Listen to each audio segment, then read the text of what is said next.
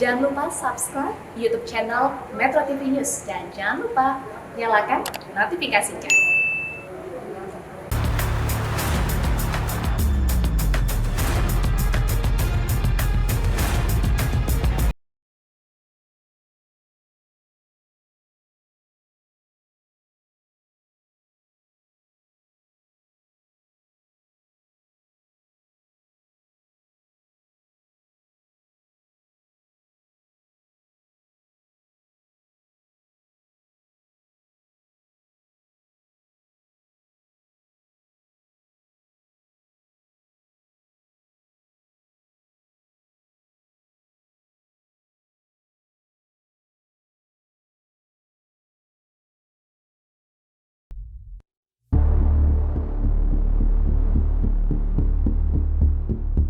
Di mana ada gula, di situ ada semut.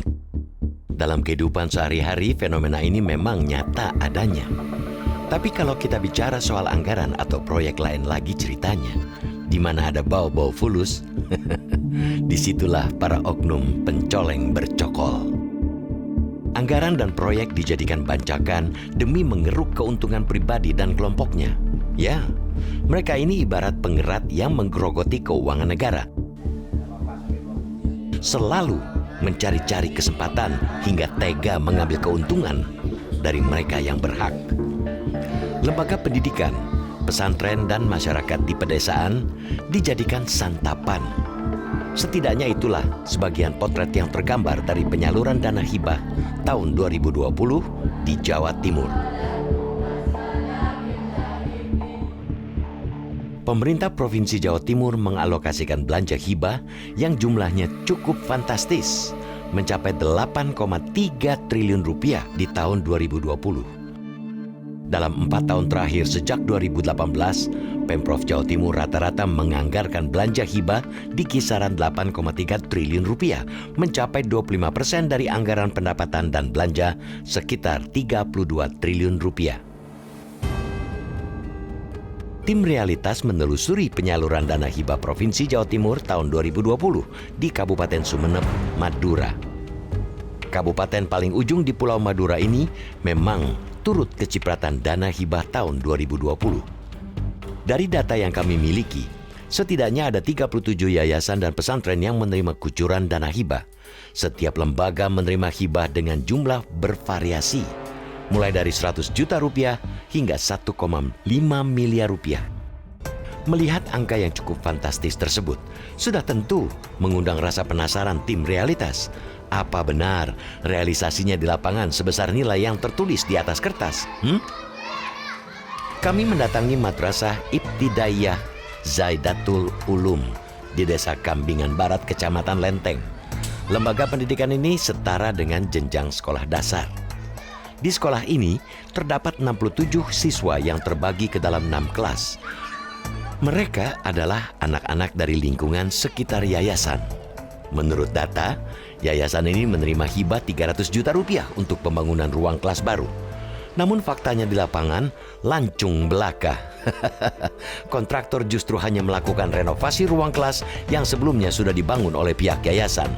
Renovasi yang dilakukan hanya sebatas mengecat tembok, mengganti genteng, dan memasang lantai keramik. Itu pun hanya dilakukan di 4 kelas saja. Kepala sekolah mengaku kisah bantuan hibah ini bermula dari campur tangan seorang rekan. Namun karena tidak paham membuat proposal, ia memasrahkan urusan ini ke rekannya. Ini ruangan ini rusak, Pak, parah, bocor. Tidak bisa ditempati oleh murid.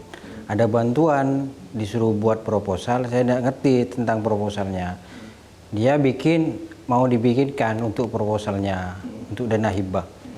Setelah itu saya cuma melengkapi tentang persyaratan yang ada di proposal. Misalnya akte yayasan, pas notaris itu ada dilengkapi dengan akte tanahnya. Begitu uang hibah dicairkan, kepala yayasan langsung menyerahkan ke pihak konsultan. Dana hanya numpang lewat saja di rekening miliknya. Namun ia memprediksi hasil renovasi 4 kelas yang digarap oleh kontraktor nilainya hanya berkisar 150 juta rupiah. Meski begitu, kepala sekolah mengaku tidak bisa berbuat apa-apa. Kalau permainannya saya kan tidak tahu di atas kan, karena saya masyarakat bawah kan. Kalau ada permainan kayak seperti ini saya tidak berani lagi kalau ada yang menawarkan. Terkecuali saya tahu juga di atas permainnya gimana. Saya kira ya kalau dirinci secara pikiran saya kira mungkin 150. Di Kecamatan Lenteng, Kabupaten Sumeneb, ada 10 lembaga yang mendapat kucuran dana hibah dari Pemprov Jawa Timur. Total dana hibah yang dikucurkan untuk semuanya nilainya mencapai 3,5 miliar rupiah. Aroma akal-akalan di balik realisasi dana hibah provinsi di Sumeneb juga kami dapati di Kecamatan Ganding, di pesantren Sumber Payung Asyukuri, di Desa Batal Barat. Modus pemotongan dana hibah makin kasat mata. Dana hibah senilai 200 juta rupiah hanya berwujud bangunan kamar mandi seluas 24 meter persegi. Selebihnya dipakai untuk merehabilitasi bangunan pesantren putri yang luasnya juga tidak seberapa. Pemilik pesantren mengaku memang awalnya dijanjikan menerima bantuan ternak ayam petelur. Namun lantaran tidak memiliki sarana kamar mandi yang memadai, maka ia lebih memilih dibuatkan kamar mandi tambahan. Maklum saja, sebab pesantren ini memiliki santri 100 orang. Bisa dibayangkan bagaimana rasanya memiliki kamar mandi 4 pintu seharga ratusan juta rupiah. Itu dari Jawa Timur, survei ke sini kan tidak salah 2 mobil begitu. Ya survei ke sini lihat tuh. Nah, rencananya pada waktu itu gedung atau asrama gitu. Nah, setelah ngobrol banyak, ternyata asrama dibutuhkan memang, tetapi ada yang lebih dibutuhkan lagi. Ya MCK itu karena kami hanya punya dua kamar mandi untuk kurang lebih 100 santri putri. Pihak pesantren Sumber Payung mengaku tidak mau terlalu berpolemik dengan nilai bangunan yang digarap konsultan. Meski begitu, pimpinan pesantren meminta agar sistem penyaluran dana hibah bisa lebih transparan. Kami itu urusan yang berhubungan dengan keuangan tidak tahu, tidak mengelola, tidak ini. Kami menerima kunci. Seperti terima beres. Terima beres. Dan itu ke kami lebih baik. Karena kalau pesantren ngelola sendiri itu kayaknya kok gimana gitu ya. Fitnahnya biasanya agak besar. Dana hibah Provinsi Jawa Timur yang disalurkan kepada Yayasan Pendidikan dan Keagamaan ini lazimnya sudah berbentuk bangunan. Dana hibah hanya numpang lewat saja di rekening lembaga penerima.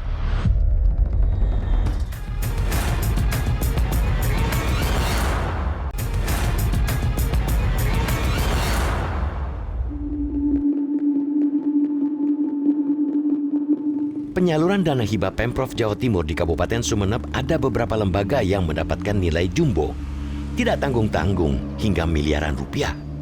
Setidaknya ada 5 lembaga yang masing-masing menerima dana hibah 1,5 miliar rupiah. Dana tersebut dialokasikan untuk membangun kapal nelayan dan membangun pabrik es batu.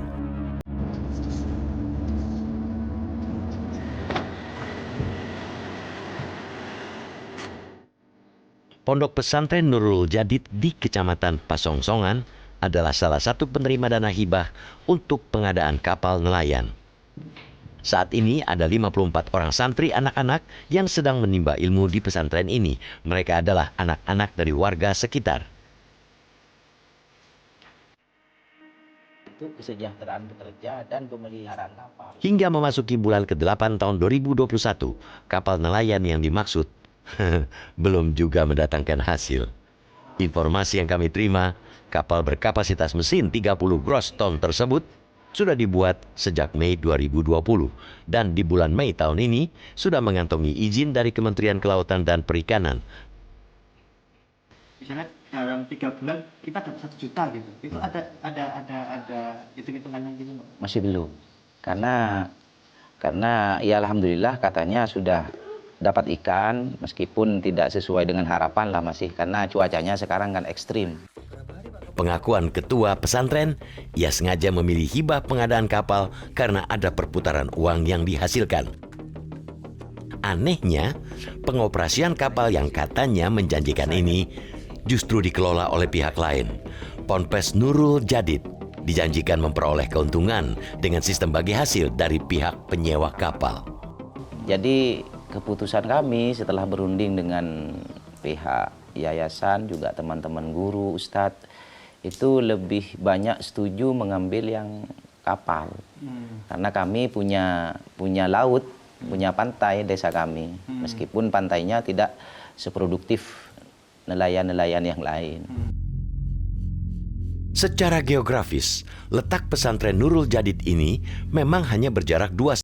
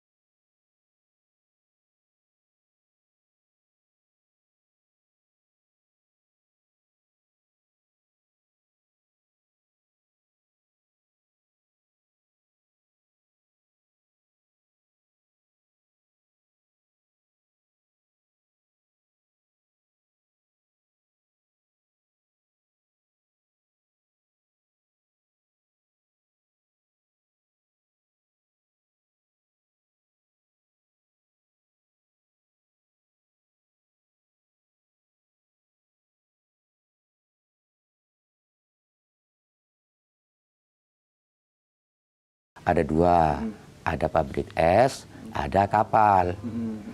Cuman setelah melihat kondisi di lapangan di sini, tidak mungkin kalau pabrik es. Karena kami yakin setiap rumah sudah punya es. Tapi kalau di pesisir mungkin bisa pabrik es karena kebutuhan untuk ikan. Gitu. Tim Realitas menemui beberapa maklar atau calo anggaran hibah di Kabupaten Sumeneb. Mereka mengaku praktek percaloan untuk dana hibah memang begitu menggurita. Semuanya diurus oleh maklar atau koordinator, mulai dari pembuatan proposal, rencana kegiatan anggaran, hingga laporan pertanggungjawaban. Di Kabupaten Sumeneb ini, koordinator sekaligus berperan sebagai kontraktor. Mereka memiliki tim lengkap dari hulu ke hilir. Satu orang calo bisa memegang atau mengerjakan proyek dana hibah hingga 15 titik. Kalau dihitung ada berapa korban? Ada paling 15 lah, 15 sampai 14 itulah, 14 titik. 14 titik di cover semua ya? Ya, di cover semua. Kalau kita mengantarkan proposal ke ini, ya ada passwordnya semua, sudah ada sandinya semua. Jadi ya kita tinggal bilang aja kita atas nama relawan atau relawan Kiai Kampung atau apa, kan bener kan yang diajukan Kiai Kampung semua kan, ya itu. Jadi langsung di ACC. Dan jangan kaget, keuntungan yang didapat oleh kelompok calo ini bisa 30% lebih masuk ke kantong pribadi. Oh iya, jelas kita tidak ngasih tahu, Mas. Kalau kita kasih tahu, terkejut lah Kiai, karena pondok pesantren yang dapat bantuan dengan segede-gede itu kan jarang lah, Mas. Sehingga ini Kiai menganggap bahwa bantuan ini biasa, bantuan kecil atau apalah. Sehingga bahkan ada yang anggarannya kita maksimalkan sampai di angka 1,5 miliar itu, Kiainya pun juga tidak tahu gitu loh. Jadi kita hanya komunikasi dengan Kiai, kemudian Kiai memasrahkan orang Kiai itu ke kita. Nah kan persoalan di lapangan tidak sesuai dengan dengan keinginan proposal di awal ya kan, proposal awal ya namanya juga kerja Mas, ya kita kan ya di sana juga kita nyari keuntungannya di sana juga gitu. Ya sama Mas, keuntungannya kan harus sama. Kalau atasan dapat 30% misalkan, ya kita dapat 30%. Cuma atasan itu kan ini apa namanya, nggak dibagi-bagi. Kalau kita kan para pekerja di lapangan itu kan ada tim, ada bagian pekerja, ada bagian mandor, ada yang bagian cari bahan, ada yang bagian cari tukang, itulah kita bagi-bagi itulah. Menurut aturan, proposal usulan hibah setidaknya harus dilengkapi dengan nama kegiatan dan rencana anggaran yang jelas. Itu sebabnya tidak habis pikir kalau pengadaan atau pembuatan kapal tersebut bisa direalisasikan di lapangan. Pertanyaannya kemudian, lantas bagaimana cara kerja tim survei dan verifikasi di lapangan?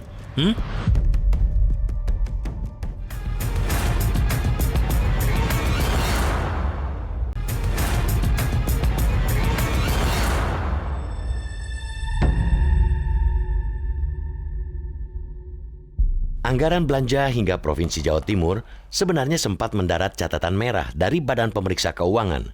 Hasil pemeriksaan BPK atas laporan keuangan tahun 2019 menyebut ada dana hibah 2,9 triliun rupiah yang belum dipertanggungjawabkan hingga 17 Maret 2020. Tunggakan laporan pertanggungjawaban itu dilakukan oleh 11 satuan kerja perangkat daerah Provinsi Jawa Timur. Hasil laporan pemeriksaan itu setidaknya bisa menggambarkan ruwetnya sengkarut penyaluran dana hibah. Garut-marut potensi penyelewengan dana hibah di kabupaten penghasil migas terkaya di Pulau Madura ini mendapat sorotan serius dari Dewan Pendidikan Kabupaten Sumeneb. Informasi dana hibah dijadikan ladang mengeruk untung oleh beberapa kelompok kepentingan. Sulitnya mengakses informasi secara transparan melahirkan maklar-maklar yang memiliki kedekatan akses. Ya namanya pesantren itu orang sederhana, ya ada kebutuhan apa. Misalnya gini, gimana kalau kok pondoknya banyak yang rusak, kalau diperbaiki gimana? Ya mestilah langsung, oh ya mau.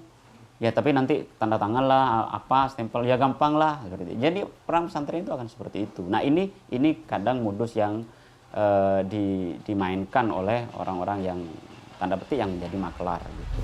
Menurut Badrul, Pemprov Jawa Timur sudah sepatutnya turun ke lapangan untuk kembali memeriksa secara forensik. Sebab praktek pemotongan dana hibah bermodus konsultan hampir pasti juga ada campur tangan orang dalam. Terlebih, ada banyak realisasi yang tidak sesuai dengan usulan kegiatan anggaran. Nah, kenapa kok ini masih ada yang lolos? Verifikasinya bagaimana? Nah, yang melakukan verifikasi ini jelas adalah pihak pemerintah provinsi. Apakah sesederhana itu meloloskan? Nah, apakah ini memang ada kesengajaan untuk meloloskan? Sehingga dengan kesengajaan diloloskan, untuk bermain pun juga sangat enak gitu. Satu. Jadi ditengarai, ada dugaan orang dalam juga yang mengetahui itu. Sehingga bisa meloloskan beberapa lembaga yang seharusnya tidak sesuai. Tidak mempunyai identitas yang jelas dan lain sebagainya. Yang kedua, bisa saja dari pihak internal birokrasi itu memberikan info kepada pihak luar terdekat untuk ngelobi dan tinggal tanda tangan pengasuh. Ini kan butuh orang yang tahu bahasa Madura. Otomatis ini pihak luar juga yang ada koneksi dengan pihak dalam internal birokrasi. Namun tudingan itu ditampik oleh sekretaris daerah selaku ketua tim anggaran pemerintah daerah. Praktek pemotongan dana hibah sudah diantisipasi dengan mengucurkan dana langsung ke rekening penerima. Jadi dana hibah tersebut yang harusnya diterima oleh mohon maaf pondok pesantren Pak Kang, itu pengurus pondok itu mengajukan ke pemerintah provinsi. Mengajukan dengan surat kepada gubernur, setelah itu kita teliti dan dana itu turun langsung ke pondok tersebut atau yayasan tersebut melalui transfer rekening. Dan yang menerima menandatangani NPHD. Jadi naskah perjanjian hibah daerah. Di situ ada klausul-klausulnya beberapa item bahwa semuanya bertanggung jawab mutlak terhadap dana yang ditransfer tadi. Jadi kita di dalam ini langsung ditransfer ke yayasan atau pengajuan yang mengajukan hibah tersebut. Seluruh pelaksanaan dan pengerjaan alokasi dana tersebut untuk pekerjaan yang disampaikan melalui proposal tadi adalah dilakukan swakelola oleh penerima hibah. Pihak Pemprov boleh saja mengatakan sudah melakukan verifikasi, namun faktanya di lapangan berkata lain. Realisasi dana hibah yang sudah disalurkan berbeda dengan proposal yang diusulkan.